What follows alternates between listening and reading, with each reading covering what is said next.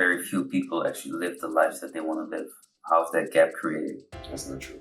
Everybody lives a life they want. If I say I want to be successful, but I'm not doing the things that successful people do, then people will say you don't want it. Because we all get what we want because we behave accordingly. You will shift yourself as many times as you need to shift yourself in order to do it. Think about how many times people in life get to a certain level, whether it's perceived as positive or negative. But how many times have they shifted themselves in between time in order to get to that place in their lives? They typically haven't been this way the whole time and then they got there. If you see someone's life getting perceivably worse over time, they've probably shifted in ways that has made that a reality.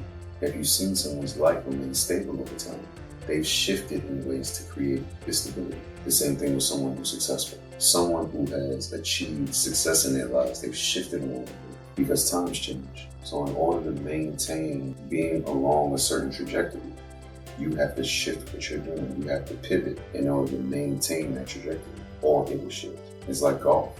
It's like basketball. If I can have a bunch of different movements, as long as I'm going toward the hoop, it's not one way toward the hoop. But I know the goal is to put the ball in the basket. So essentially, that's what I'm going for. I'm doing a bunch of different moves. There's a lot of variations in my movements. But essentially, I'm trying to put the ball or get the ball into someone else's hands who can put it into the basket. Why? Because that's what I want. That's why people say if you don't do the thing that aligns with what you say you want, then you must not really want that thing, because everyone gets their standards. And your standard is consistent with your identity. And your identity will not allow you to exist without fulfilling it, without proving it to be true.